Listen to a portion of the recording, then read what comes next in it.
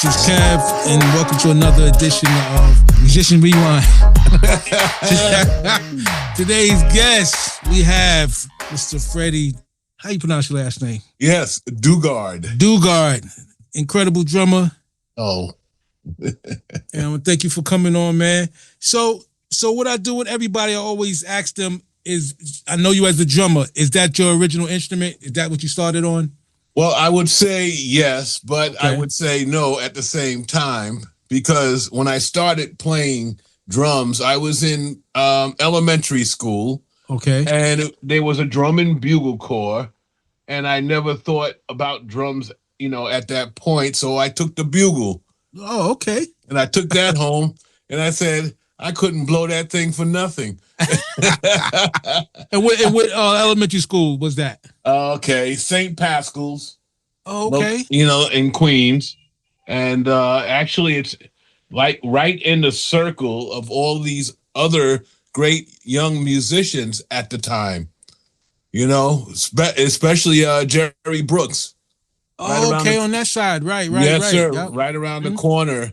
So there were many musicians that I didn't know of at the time, right. But they were there, and then I picked up drums when, St. Pascal's allowed us to go home for lunch. And I went to this schoolmate's house and for lunch, a couple of us, and we were running upstairs to his room to hang out.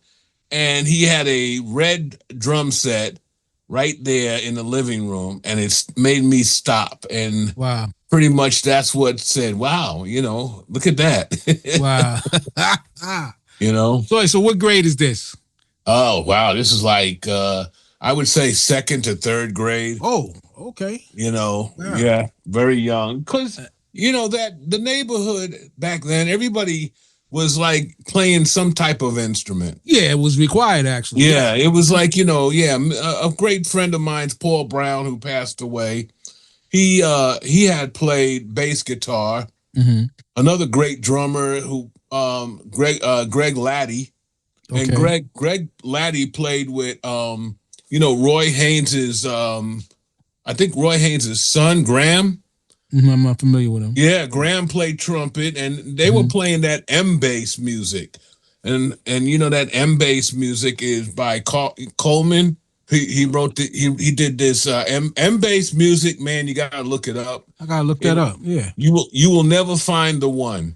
Wow. But it's funky as anything, and it's very difficult to play. And Greg Laddie played with Graham, trumpet player, who kind of played that music at the time.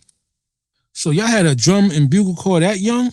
Wow. Oh yeah. Come on, I guess the school was looking for all kinds of activities, So I never really got into it, but I never got into the drum corps.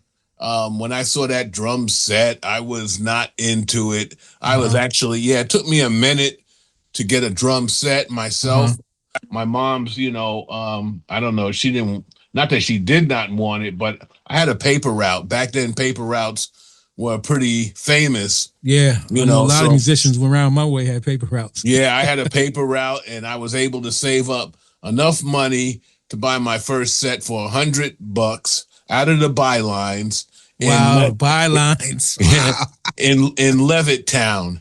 Wow, the bylines. You just I know, right?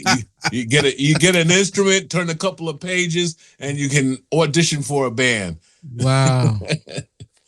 Between that and The Voice, right. The Voice always had auditions for bands. Okay, so you start playing drums. Now, I would guess like most of us, you started like learning from records, or you going to other drummers? Yeah. I actually went to I can't remember the store on the corner of Francis Lewis and Hillside Avenue, but there was a store there, electronics store or something, and I purchased a did I get the record player? I know I got the radio. Mm-hmm. Yeah, it was just the radio and AM FM with two small speakers, and I sat those suckers on the two bar stools and would go back from WABC until they went into a commercial and then switched right down to 1600 WWRL. RL, yeah. And when that went into a commercial, back down to WABC. And, that opened up a lot of doors of different styles of rock music and then soul music, as we say. Right. Okay. So did you get into fusion at all? Were you into that? Oh, no, man. Oh, okay. Man, let me tell you, when I was trying, and remember that word, I was trying to play drums. And what got me more into it was I went to the store, and on my way back, there was a mother, and it was the mother of Lon Ivory.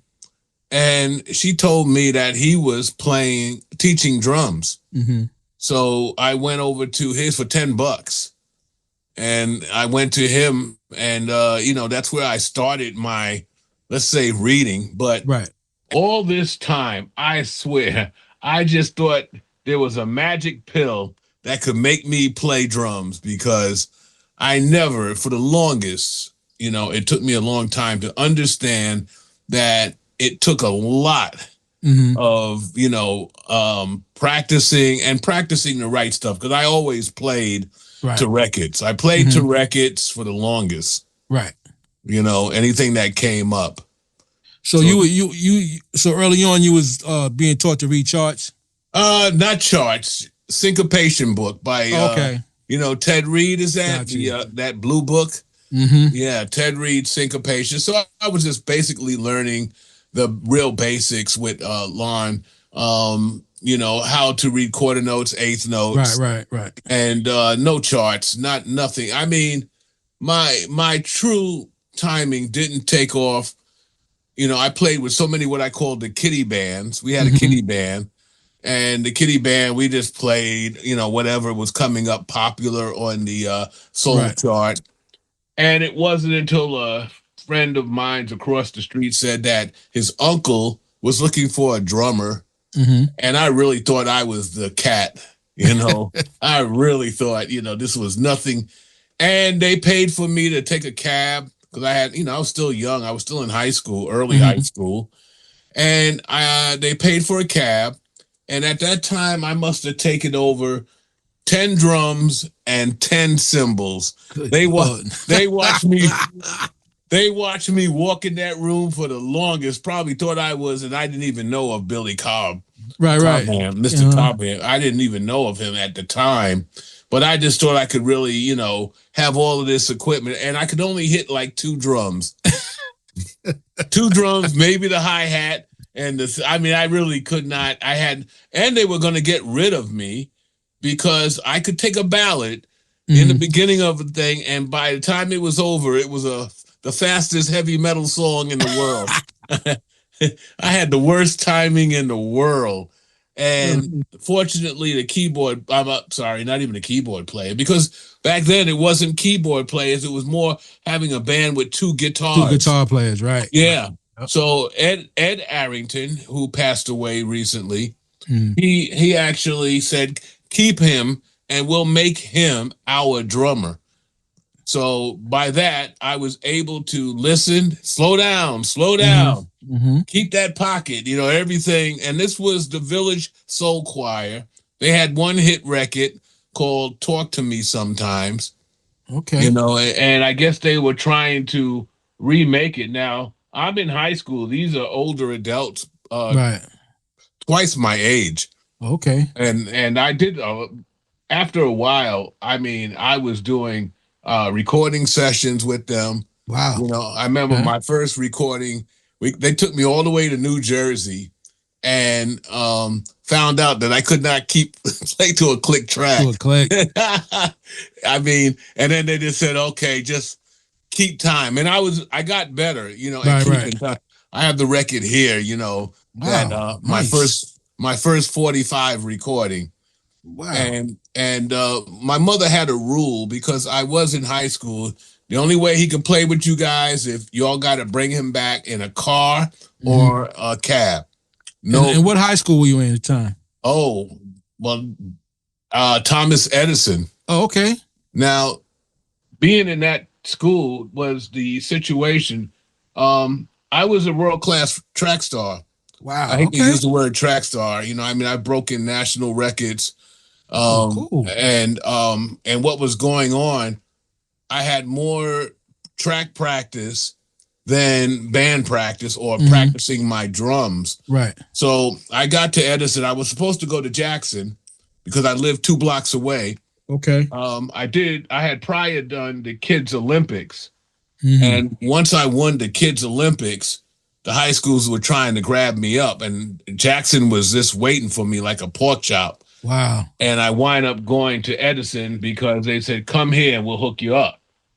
And Nice. I went to Edison, started breaking more records, became a national record holder in the 300, raced against Willie Smith, who went to the Olympics. Wow. But this is fast forward. Mm-hmm. One of my teammates was Lilo Thomas. Really? Yeah, Lilo Okay. was an exceptional sprinter. He went When he to the came Olympics. out, yeah, they were talking about that. Yeah, so we were in the same. This is after I came out of college because I wound up going to Tennessee on a D1. Okay. And then I came home and was running with Lilo Thomas. And the funny part was me and him were jogging around the track, and the coach, he was singing. And the coach told him to stop singing. You'll never be a singer. You're just going to be a... Wow. And look what he became. And right. He was a great guy. He was great. He was a real nice guy, quiet.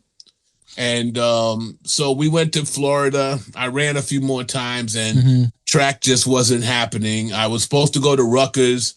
I kind of messed up my grades in Tennessee. And I was just, back into getting a job. And I became a machinist. Okay, so you weren't playing at all while you were running once you went to college at all? No, I actually became a music major. Oh, okay. And I studied music there. And because of my credits in terms of who I was, my coach got me a drum set to practice. We needed a drum set. He made sure I played with a band up there. And I never really stopped playing until I got into this job with corrections, and that's when I stopped for about maybe 6 months. Okay. Not that long. I couldn't take it. I had to play again, I hear you. That's that thing. Yes. When you got in you. So after college, so in the neighborhood, who were you playing with? What bands was popping in? 5 Carat Soul and okay, that's Barry Johnson and them, right? Yeah, and the Firebolts and the Junior Firebolts. All the cats were out there, but they weren't up there yet. Like even Omar, I got to meet Omar just driving around with Barry Johnson. Okay. Barry Johnson gave me a very good lesson when I wanted to buy a new drum set. And I wasn't sure if I should. And he said, you should always have a tuxedo in the closet. And that was like, telling me, be prepared for you don't know what may happen, in there. Right. So, all the groups, Area Code was hanging out around Jack Sass, which I, was, of course, is my girlfriend, Lala. Right. So she, but I didn't know her. And I was playing with Jazzy Robinson. John Robinson is the brother of Kevin Robinson. Right. Yeah, and they were the Robinson family at the time. But John Robinson decided to have his own band, and we were called Funkanosis. Okay. And we were just doing the local gigs, and it was really kind of cool. It's interesting because I went to school with Anna. Whoa, Anna, let me tell you something. Now, man, you said, yo, what a vocalist, huh? Yeah. And so Jazzy, that was his name, tried to get his sister, Anna, into the group. She came to my house like one time, and, we weren't really popping with a lot of gigs, and, our commute was really bus and train, or bus mainly, in the neighborhood. But I can't believe I just saw Anna. I think it was 2 years when Naiji was at the St. Albans Jazz, and Kevin was playing with Naiji, and Anna came out, And yeah, I got a chance to re-see her. I couldn't believe it. She is one great person, Oh you know. yeah, I haven't Oh, seen her in such a long time. I know oh, she married a minister. Back when I okay, saw her, that was okay. I don't think I seen Anna. It had to be at least 15, Oh no, she longer was than there. that. She was there 2 years, ago. About Hmm. whenever Najee was at Yeah, the yeah, park, it was about 2 years coming up. Yep. and Kevin Robinson was there, of course. Hmm. And he had his band was Kinky Fox, Right, and we played in Harlem a lot.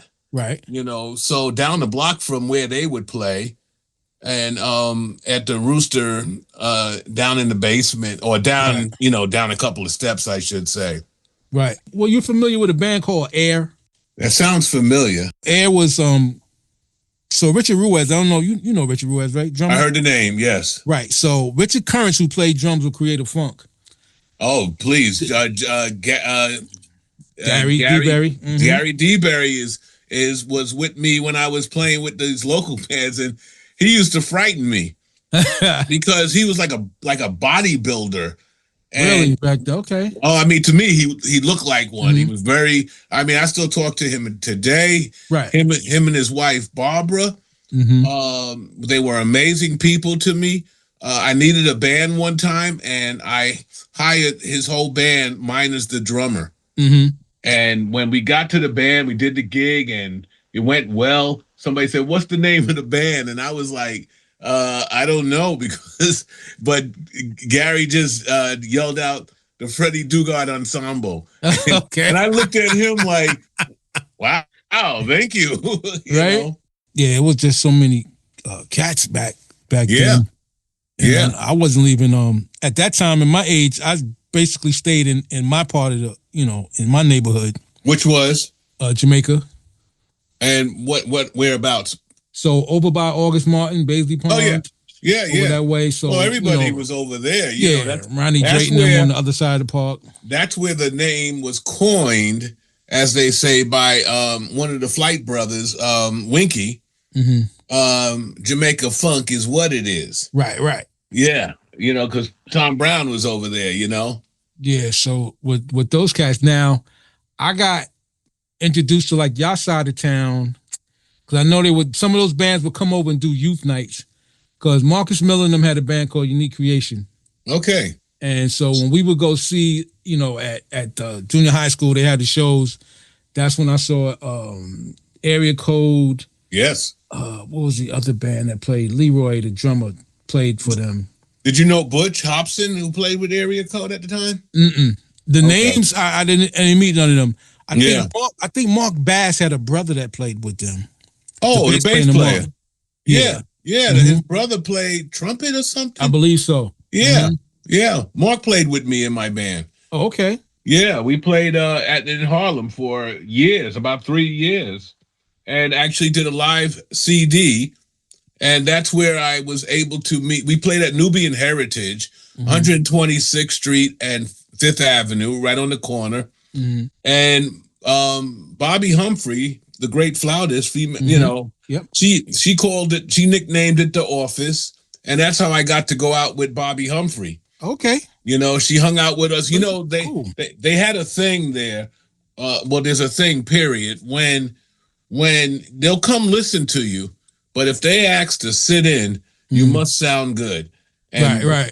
Bobby brought her flute one day and said, you guys know by Lionel Richie, one of her favorite tunes, Alone?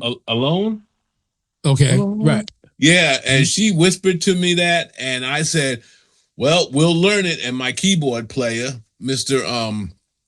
Vincent Belvin, who moved to Florida, he put that thing on, and Mark Bass learned it, and we got to play that song with Bobby Humphrey. Oh, nice. And one of our regular customers was Paul Mooney, the comedian. Okay, the comedian. Yeah. Yeah, he brought his wife and his mother. It was a great gig, man. 3 to 6 back then. Nice. Yeah, great on a Sunday. Right. So let me ask you now, because I watch you when y'all would be on the place, which you always Sangria. Right. Now, how is it being a band leader? I read a lot on Duke Ellington. Mm-hmm. And when I started reading Duke Ellington, who pretty much had the same type of situations, being a band leader is like being any type of leader of anything. And I kind of got it. I don't know if you remember the motorcycle clubs. I was actually vice president of the Untouchables, located on Linden and Farmers back in the day. You probably know the Cobras. The Cobras, yeah. I went to one. Yeah. They had the thing, and you probably was there when they had it in Roy Wilkins Park. They had a. Oh yeah. I guess a picnic, and I was there with 3 days, bro. Right, a guy. A girl we went to school with. Her brother Fabian was a Cobra. Yeah. Oh, okay. And we came with him. Yeah. Now, y'all spot was right across the street from my church. On Linden and Farmers. Yep. Okay. Yeah. I was vice president there. And I went to president because the president got sick, and just like the organizations, you move up a rank until he gets back. But I say that to say running those clubs and running a band, it had some similarities to it. We had to learn how to get along, right? Understand everybody's situation, and sometimes lose a little money on yourself to make sure. Duke Ellington had a line where they said, "How do you keep a band?" And they said, "Pay them." Yeah, it usually works. And the other line that he had, play loud enough that you can hear your customers stirring their coffee. So it was, these were all metaphors for me to be a band leader. It has fun and it's exhausting. We're getting ready, hopefully, to do this jazz festival for the Black Spectrum Theater, June 11th. Oh, nice. And I have a heavy setup, to do this gig with LaForest is going to be doing vocals. I got Steve Horton. Okay. Guitar. You know who Steve is. He wrote that for Kenny G. Made Kenny G who he is today. And I'm very happy to have him. And Sato on bass and Julian Chan on keyboards. And we're going to try to do some of Sly and the Family Stone tunes and a few other tunes that are, what I feel are really popular. So being a leader,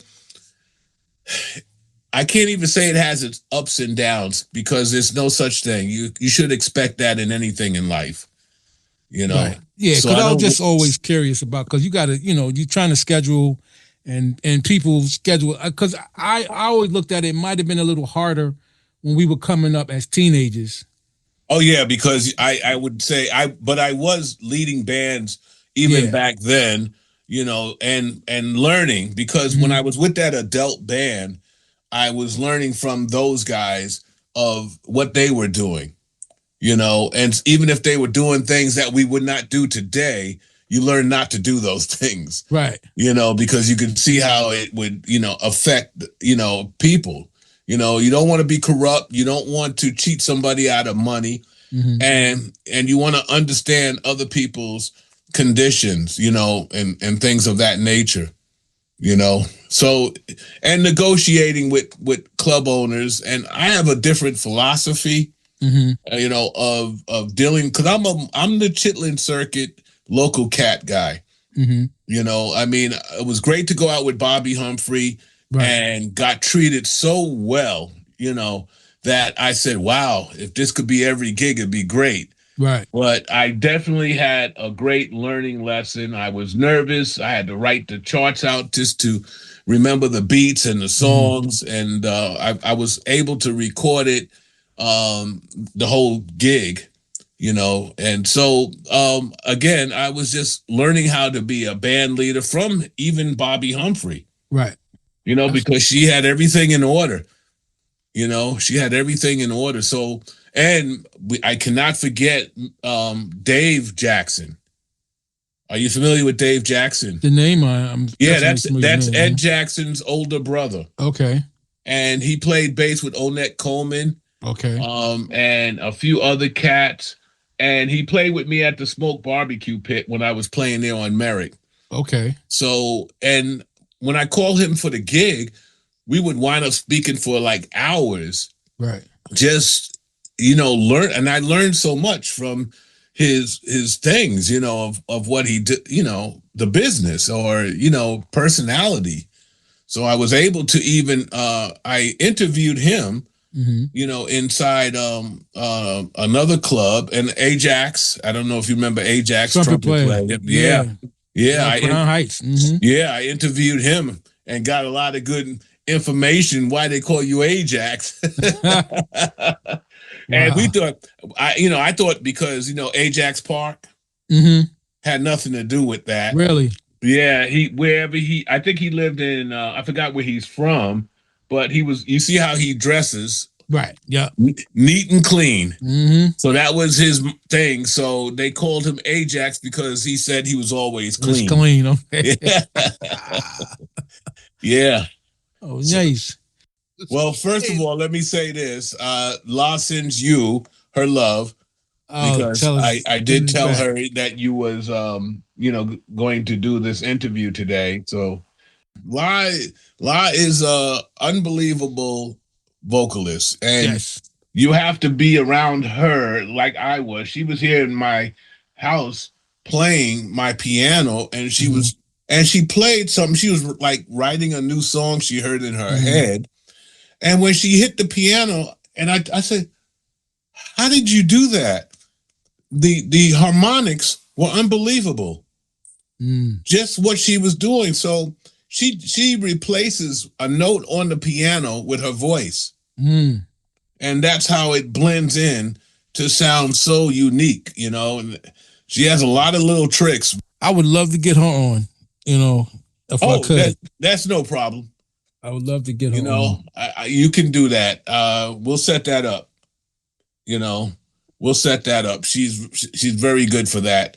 At least coming from me, and definitely for you. So we'll set that up. Okay, I definitely would appreciate that. Oh, no problem. It's like with you and people that's maybe a little ahead of me. It's so much that I didn't know because I was restricted to a certain area for so long. So I knew the cats. Like I said, I stayed right within that area. And then at Ajax Park when I met Omar, but I have been hearing these names. I got to meet Omar at the park then. Howie. Yes. Howie Great. Wow. Yeah. Howie Great. Yeah. Yeah, but I heard of I called Howie to do a sub, but I hate to use the word sub, but he subbed for me in Harlem. And somebody said, man, you got Howie to sub for you. That guy's good. He might take your gig. And I said, man, if he takes it, fine. But I'd rather get the cat that can play than trying to get somebody that, I ain't got to work. No, I don't function like that at all. Right. I don't function. I think track had a lot to do with having respect for the best. Right. Because even though I was breaking national records, I was saying to myself, yeah, but the cat that can beat me just didn't sign up. Right. I never believed that nobody's the best. You just got good for that time and that day. Even in drumming, somebody say, who's your favorite drummer? Who's the best drummer? I said, I don't think there is no best. Right. There's just good drummers, or that I like. Everybody has their opinion. So everybody has their opinion on what they might like. What they like. Yeah. Actually, when I was playing with Jazzy, I auditioned for his band, and when I thought I had it, he told me, Freddy, one more guy is coming down. Is it okay if he auditions on your drums? And I said, yeah. But I said, okay, well, let's see how this goes. And the guy had chops up the, yin yang. Right. He was chopping all over. And Jazzy kept saying, okay, just play a pocket. Right. I play a pocket for like 2 measures and start again. Went all over the set. And, Jazzy, okay, but I wound up, staying in the band. And he said that guy played too much. Right. It's great if you was going to solo. And that's one thing us as drummers got to learn is to keep that steady pocket. Right. But Rich had started me off when he gave me my first Billy Cobham album. That, that was just a whole other side. It is so funny you said that because when I was playing just regular R&B, This guy went home and said, "No, you got to hear this other drummer." It was Billy Cobham, Yeah. and he came back and put that sucker on. And the first intro was, and I said, when I first heard him, because I'm listening to Funky George and them, which was a great thing. yeah, Because yeah, this is where my whole pocket thing came. yeah. From that music. But when I heard Cobham, I didn't understand that you could play drums like that. Yeah, and exactly. then turned me on to Mahavishnu Orchestra. After that, that was even further out. Oh yeah. God. And I wasn't playing jazz Mm. at the time, so, and that was fusion, of course. But Yeah. when I wasn't playing jazz, and then down the road, I started with Walter Perkins. Yeah. Down at Carmichael's Diner. Okay. And I started going there. Actually, Walter Perkins taught Omar Hakim. Okay. And I was taking lessons with Walter. Now, Walter Perkins was also a great basketball player, had gotten a scholarship for basketball, but he turned it down. But one of the things he would do, he lived right across the street from a basketball court, and he would always say, "Hey, let's go over there," and we'd go there, and he would act like he couldn't play, right? And he would bet you like a nickel, and he would act like he could miss, and I mean, and I was like, "Come on," he was an older gentleman at the time, right. So. And then after I agreed to play, and then all the balls started going in. That was Walter Perkins, Baby Sweeps. You can catch him on YouTube still. Oh, okay. I played with a lot of cats, and that's where I got my jazz, thing on. And so Carmichael's, I don't know if you're familiar with Carmichael's Diner, and in the basement when they had the regular, right. When CJO was a creative jazz organization, and they had some heavy cats coming down there playing. So if you was what I call a rookie like myself, you would definitely get a chance to sit in one tune and play with these guys. And believe me, back then jazz was still at a point where if you couldn't play, they'd let you know. Right. And believe me, I learned a whole lot from down there. I actually subbed for Walter right up until his death. February, he passed away on Valentine's Day. And he called me that July and asked me to just sub for him and I was so happy. I was playing with Ross Townsend. These were the cats in the neighborhood now that you had to have respect for, because we had a lot of clubs in Queens, right, that these guys would, and that's what made Queens the and Marcus kind of spoke on this topic, the Jamaica Funk Cats. Right. And the formula for Jamaica Funk Cats was living in that neighborhood, Ashbury Park, with all the greats, living in that neighborhood, and the venues, they just didn't play R&B, they also played jazz. Right. They weren't playing fusion or stuff, but they were playing funk. Because a lot of the R&B tunes had a little funky twist to it. Right. And you got this diverse way of playing a little jazz, and then you go out there and you would play, and the workshops with Weldon Irving at Bill Jacobs' house would definitely make you play all different styles of music. So that formula would make you have a different Jamaica funk sound. Right. And that's pretty much how it evolved from, that situation. So Walter Perkins, I mean, I can name, not off the top of my head, but again, so many greats, that were playing in local clubs around Queens. Right. So like the reputation of the Village Door, was that a spot for you? Yes. Let me just say this disclaimer, that I wasn't totally aware of all the great cats that were playing at these clubs. I was going there, and sitting in and playing with them, but I didn't have the full chops at this time for them to even call me to do gigs. I mean, I played drums and I wasn't like at this mainly because I was running track. Right. And that didn't but when I got invited to go to Weldon Irving's workshops, then I saw a whole different program, because even cats like Lenny White, Marcus Miller, who paid for Weldon Irving's funeral, and Bernard Wright. Okay. Marcus is a great guy. Yeah. His spirit is really good. So he did a lot, but I wasn't really that kind of cat. I honestly, to me, I started getting better within the last 3 years when I was playing at Sangria, which I've been there for like 12 years. We're hopefully going back because it went down a little. Right. Due to customers. So we hopefully go back, when the weather breaks a little more steady.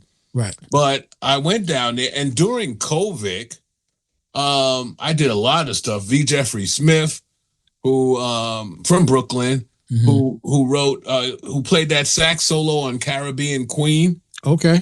Yeah, I got to play with him. Once I met Lala, because I was an adjunct at York College. And when I was there, I became the house drummer for their plays. I did Rent. I did about 5 or 6 plays there, and that opened up my eyes to so much with Professor Mark Adams, who was there, but his dad was the chair. I actually wrote a syllabus because he was going to have me do a drum thing there. So I wrote the syllabus. And it's pretty interesting. I really love it, because I thought that it had everything you should know as a drummer. LaForest was there as an English professor. Right. And that's where I got to meet her. And from there, I learned everything. And I met everybody. Right. Actually, I had Steve Kroon here. I don't know if you're familiar with Steve Kroon. Yeah, he was here. And I re-recorded You Give Good Love. Okay. And when I did it, Law got Steve Kroon to come play percussions, right? So they're sitting down here in my studio, and I recorded Steve, at least I thought I did. And Steve said, "Oh yeah, run it back, let me hear it." And I was so afraid I turned around, him and La was talking, and I turned around and said, "I forgot to hit record." Wow. They yelled at me for 2 seconds, and then they started naming all the engineers that did the same thing. Wow. And Steve said I wanted to do it over anyway. So that's how I met Steve Kroon. And with Steve Kroon, I met also Randy Gilmore. Now, Randy Gilmore is the father of Marcus Gilmore, if you haven't heard of him. Yeah, I know the names. Oh, yeah. I think Marcus I might have met. Yeah, Marcus Gilmore. Marcus came down to Sangria during COVID, and I was like in awe. So I actually let him sit in on a whole set on the last set at Sangria. And when I heard him play, I was like, I don't get it, but I get it. Right. And I told his dad, Randy, I said, something's wrong with my drumming. I don't know what it is. And that's when he sent me a video from the 80-20 drummer, Nate Smith, but they call him 80-20 drummer. And I thought this guy was talking to me. And that's when I realized my chops were nowhere near, a level that it needed to be. And I started taking lessons from the 80-20 drummer. Okay. Marcus Gilmore told me a few things at the gig of holding the sticks, because I was holding them the old school way, which is like this, way down almost center of the stick. And I was told that this is how you control your volume. Actually, the stick is like a volume control. Right. Like the further you go down here, you're not going to get nothing. Nothing, right. Back here, you're going to get a whole lot. Right. So the old school cats would choke up on the sticks, and you can play. So when Marcus saw me playing like that, he said, "Why do you hold the sticks?" And I told him, he said, "Nah, man, hold it from the back like you're supposed to and control your volume." So I had to change my whole game up, with that, so holding the stick, again, made sense, Right. And even like with that, sometimes to me is like what works for you. I agree. Because like I knew coming up when I would see the guys, every time I saw the guys swing, they was playing universal. And what's the universal word? So Match grip? So, no, so the how they have the stick, like how Dave Weckl and them hold sticks. Oh, traditional grip, yeah, right, traditional. yeah. They was calling universal, right? Yeah, yeah. I've always been match grip because I just couldn't. I couldn't get what I needed playing the other way. So right. Rich was like, he said, you got to play whatever way works best for you. Oh yeah, I agree. I agree. So I agree with that, with everything. Like when I'm teaching, I teach this is the way, but when you get to a point of playing, you might find another way. And if it works for you, stay with it. Right. So I definitely agree with that. I have this thing in it's like a human thing. If somebody's yelling, you're not going to draw into them. You're going to pull away from them. Right. So, and if they're like talking so low you can't hear them, you're going to draw into them. So it's the same thing. The lower you play, the crowd, I love it when they come up and say, can you tell the piano player to turn up? Yeah. If anything, but me, I try to stay under a flute player. Right. So, I get a flute player coming down to Sangria, and when he's playing and I don't have a mic set up, I say, oh, great, this is good, because I'm going to play so I can hear you. Exactly. And if I can't hear you, I'm playing too loud. Easy. And keep the groove and everything. And keep that groove and everything going there, and sound like, you're listening. And that's the one reason why we are still at Sangria. And this all started with Eric Lemons. Bass player. Now, he junior high school with him. Oh, great. He played with me in the smoke pit. And one day somebody came to sit in, and Eric was just roaming around the smoke pit, and he went all the way in the back, and he came up and he said, bring it down. Right. So I brought it down, and then he went back there again. He came up front, said, bring it down a little more. I said, whoa, really? So I brought it down, and then he went back and he said, a pinch more. And I said, holy cow. And when he did that, I said, I have to go back and rework all my chops again, because that place was a loud room in terms of the acoustics. Right. So that's where I started playing at a very, very low level and wanted the band to play just as low. So my philosophy was this: if the waitresses who will keep the band, if they have to lean over to take an order, you're playing too loud. Right. And that means they will go to the owner and complain about the band. And before you know it, you're out the club. Right. Because you need them more than you need the band. So that was one of my philosophies. Keep the waitresses happy, and you could probably, know you're playing at the right level. Right. And it's not an easy thing to do. People think it's not. I was like, I tell people, I said, because it's easy for you to come back up. I said, but when you realize that the band is still flowing and you're playing that low, I said that is such a art. That's right. It's definitely an art. Because I was telling the guy, I said, I never had to have a screen in front of me. Yeah. They have the things. I said, because I know how to play. Yeah. From I said, working with soundmen, because soundmen always tell you, the louder you play on stage, the lower I got to bring you in the house. Yeah. I said, so I used to tell him, I go, let the PA do all of the work. Yes. I had a student here, and when he played the simplest, what I call the $1 trillion beat, 1 and 3 on the bass drum, 2 and 4, and on the snare, and 8th notes on the hi-hat, I tell him now, I talk to him, I said, bring the bass drum down. without bringing the rest of the stuff down. Right. Bring the hi-hat up. And I ran him through this whole course of controlling each limb. Yep. And listen to what you're doing. And I just had a student here yesterday, and he finally learned a beat that he could play, the $1 trillion beat. But he was at top volume. Right. And I said, okay, stop. Now play that same beat, but bring it down here. Right. Let's see how long you can do it.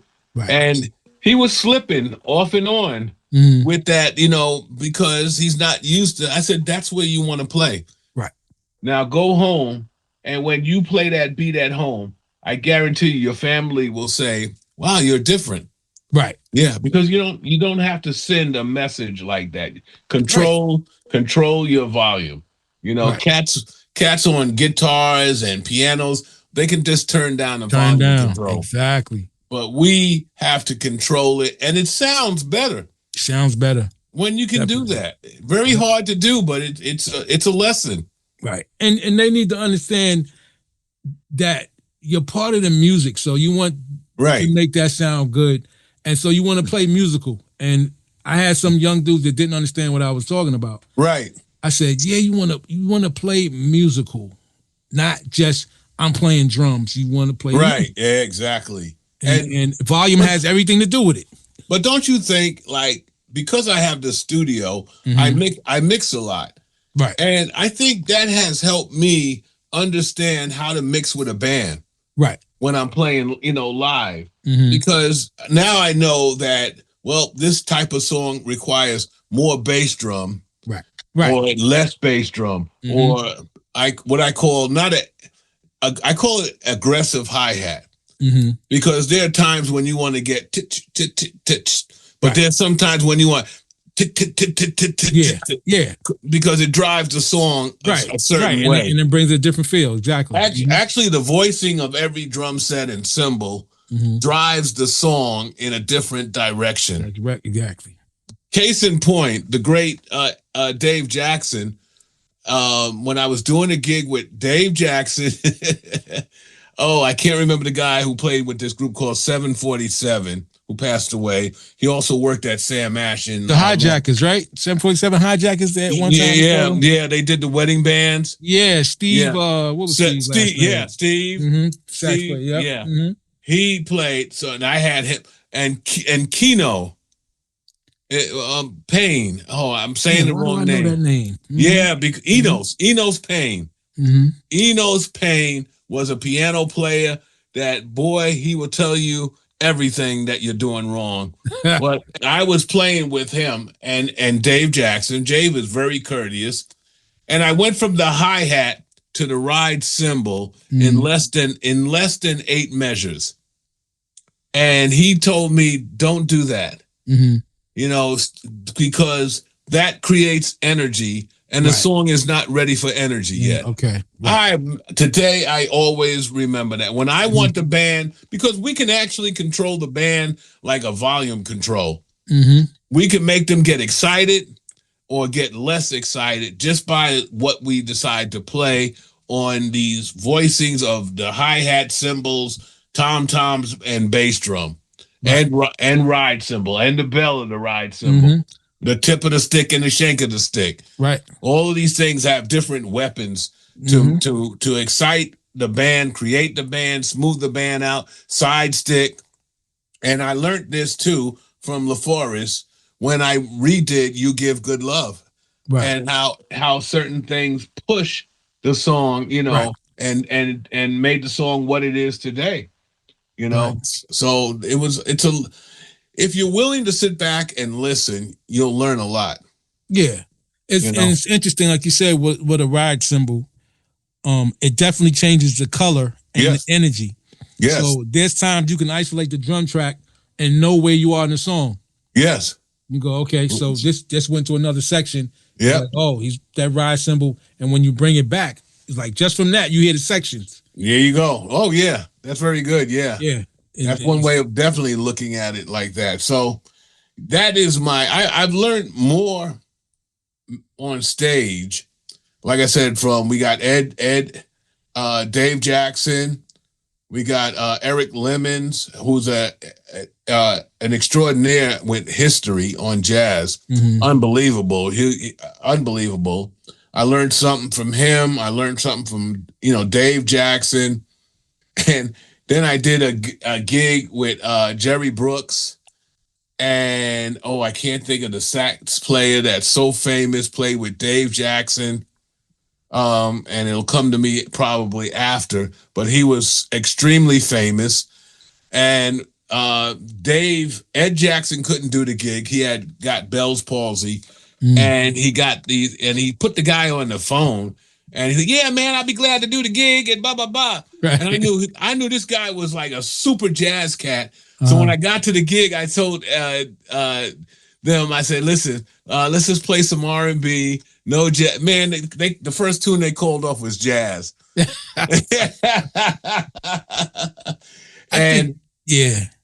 that pushed me to just play it. And I wasn't playing that. I mean, I was straight up from the book, ding ding a ding, nothing spectacular at all.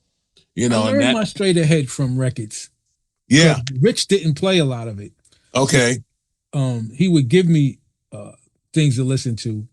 Do you think? Really, well, we don't have the clubs as much, but we don't have these guys like Ron and that are educators, and it's hard.